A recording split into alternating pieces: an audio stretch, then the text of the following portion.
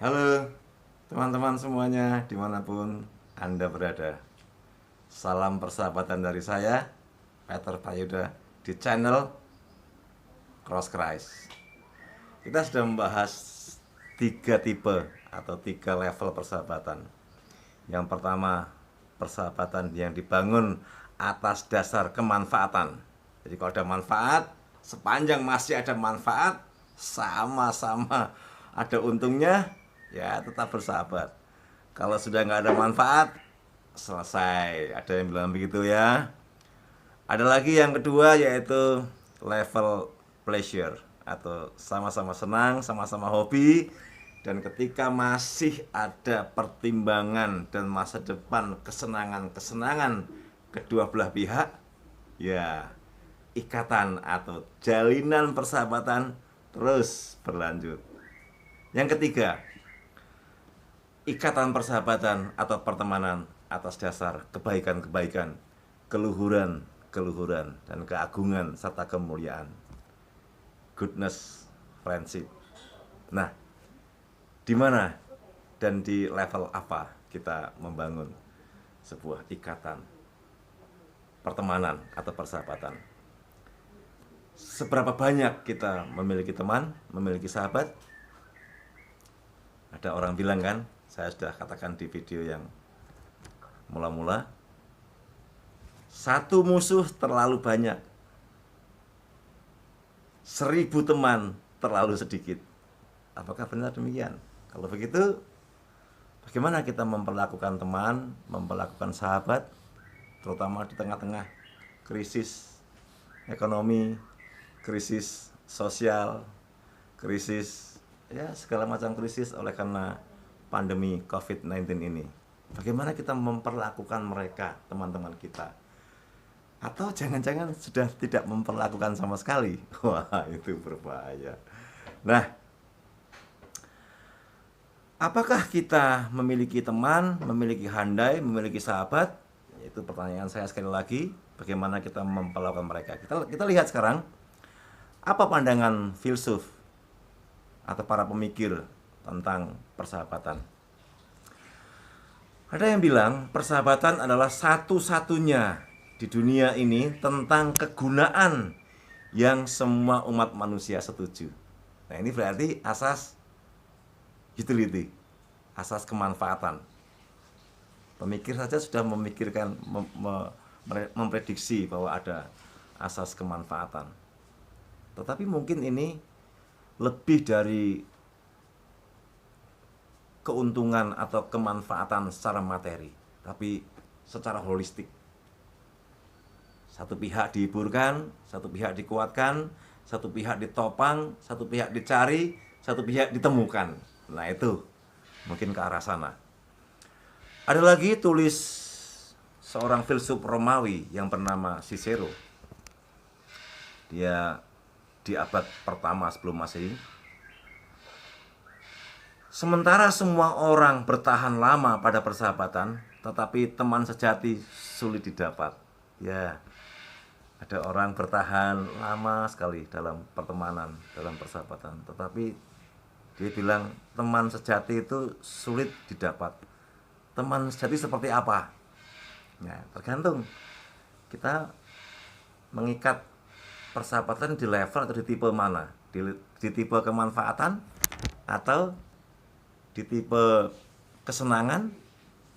Kalau di tipe kemanfaatan berarti selama dia ada manfaat, mungkin itu yang dimaksud dengan teman sejati atau sahabat sejati. Kalau kita di level kesenangan atau pleasure, ya selama ada kesenangan, mungkin itu yang dimaksud dengan sama-sama memberikan manfaat. Nah, Thomas Aquinas, dia berkata bahwa persahabatan sebagai bentuk tertinggi relasi manusia. Persahabatan itu sebagai bentuk tertinggi relasi manusia. Jadi kalau kita punya sahabat atau mengikat komitmen dalam sebuah persahabatan atau pertemanan, yang mana?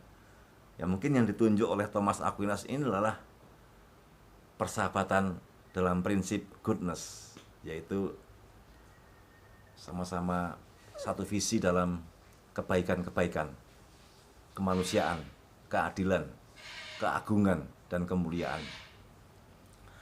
Persahabatan adalah hal yang paling penting bagi manusia dalam menjalani hidupnya di dunia.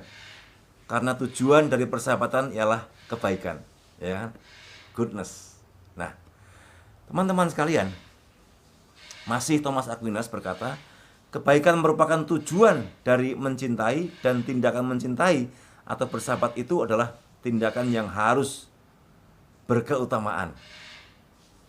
Jadi kalau ada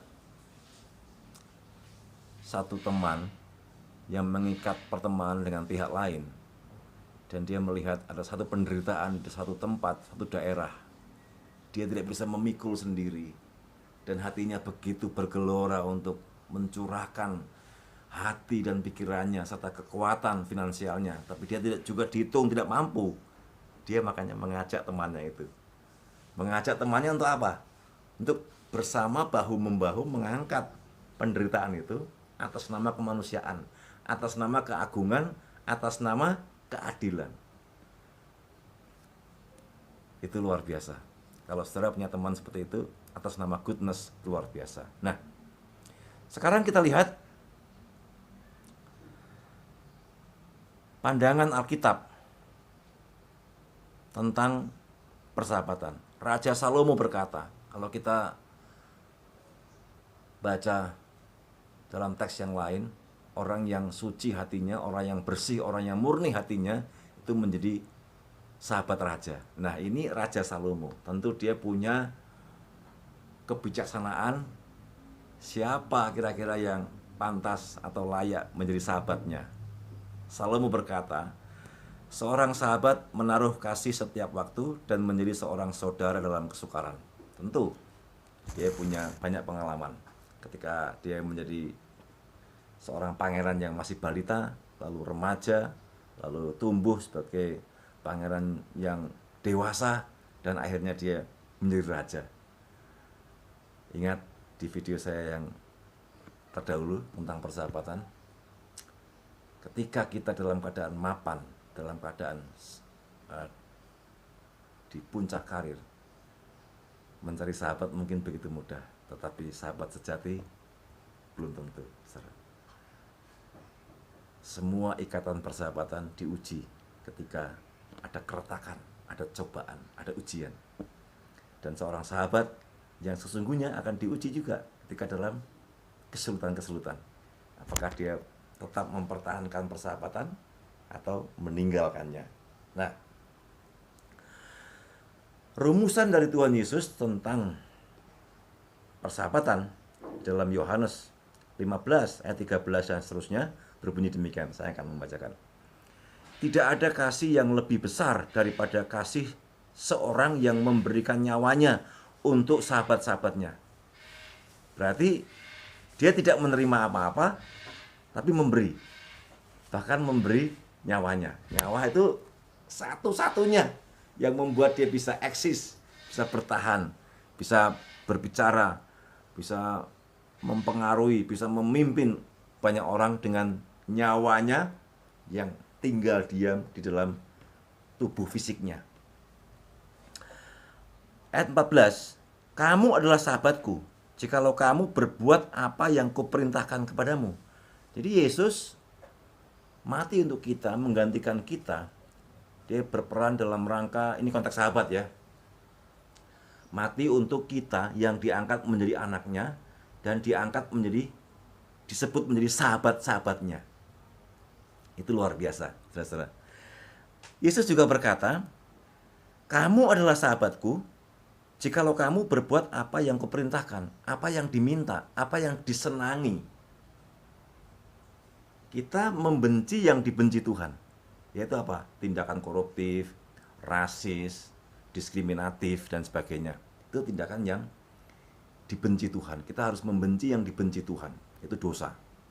Tapi kita juga harus menyukai yang disukai Tuhan, yaitu tindakan kemanusiaan, kepedulian, kesetiaan, disiplin, dan sebagainya. Nah, Tuhan berkata, jikalau kamu berbuat apa yang kuperintahkan. Berarti seorang sahabat itu ada permintaan-permintaan. Tolong rahasiakan ini ya. Ya, kita harus merahasiakan. Tolong simpan ini ya, kita harus simpan. Bukan mengumbar begitu rupa, bukan mengobral yang mestinya dirahasiakan. Saudara, tolong jaga ini ya, tapi nggak dijaga, akhirnya mati tanaman itu atau kesukaannya. Nah, dan masih banyak hal lagi. Jadi kalau sahabat, dia melakukan apa yang diminta, apa yang disukai. Dan dia mencegah apa yang tidak disukainya. Ini seperti yang Tuhan firmankan kepada kita. Ayat 15, aku tidak menyebut kamu lagi hamba, sebab hamba tidak tahu apa yang diperbuat oleh tuannya. Tetapi aku menyebut kamu sahabat, karena aku telah memberitahukan kepada kamu segala sesuatu yang telah kudengar dari Bapakku. Berarti apa?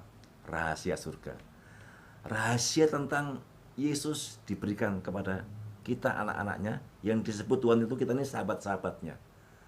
Berarti kalau kita korelasikan dengan konteks sahabat, sahabat punya rahasia diberitahukan kepada kita menyimpan rahasia itu sampai waktunya. Kalau perlu dibuka, kita buka. Kalau nggak perlu dibuka, ya kita nggak perlu buka. Hanya di antara sahabat itu yang tahu. Nah, bagaimana? Apakah saudara mempunyai ikatan persahabatan yang demikian? Kalau kita punya sahabat, dia punya permintaan, kita punya permintaan. Kedua belah pihak di tengah-tengah permintaan itu, di tengah-tengahnya ada kebenaran, ada Tuhan, di mana kita harus pegang, saudara. Segala yang buruk, segala yang baik, jika itu diminta untuk dipublikasikan, kita publikasikan. Jika itu diminta untuk dirahasiakan, kita rahasiakan. Nah, saudara, selamat mencoba untuk menjalin ikatan persahabatan. Dengan siapa? Dengan siapa saja. Di mana? Di mana saja. Kapan? Ya kapan saja kita bisa memulai. Bagaimana caranya? Hidup dengan normal, kita keluar rumah dengan senyum, dengan menyapa orang, halo, selamat pagi, selamat siang, selamat sore, dan seterusnya. Mungkin di setiap grup WA, grup Instagram, mungkin juga di media sosial lainnya seperti Facebook dan sebagainya, kita bisa menyapa dengan santun. Mungkin di antara mereka akan menjadi sahabat kita. Saya punya sahabat yang menjadi real, itu perjumpaannya hanya melalui Facebook. Facebook, seseorang merekam foto saya itu dipublikasikan. Di antara mereka ada keluarga yang menonton video orang lain itu tentang foto saya. Orang yang menonton itulah sekarang yang menjadi sahabat saya. Wah, mantap, saudara. Sama-sama siap berkorban, sama-sama siap memberi waktu. Walaupun usia sangat berbeda, beliau lebih tua dari saya, 62 atau hampir 70 tahun, dan saya seusia sekarang ini, punya teman yang dipertemukan melalui Facebook. Banyak teman saya yang saya ikat dalam sebuah ikatan pertemanan, hanya berjumpa awalnya melalui media sosial. Jangan sepelekan bergaul di media sosial. Tetap gunakan kata-kata bijak, komentar yang menyenangkan dan membangun, sehingga orang penasaran, orang ini siapa? Lalu kita bisa japri atau dia bisa jaringan pribadi dengan kita. Tetap waspada dan tetap memberikan yang terbaik dalam setiap relasi, awal pertemanan sampai persahabatan yang sesungguhnya. Sampai jumpa, Tuhan memberkati kita sekalian. Salam.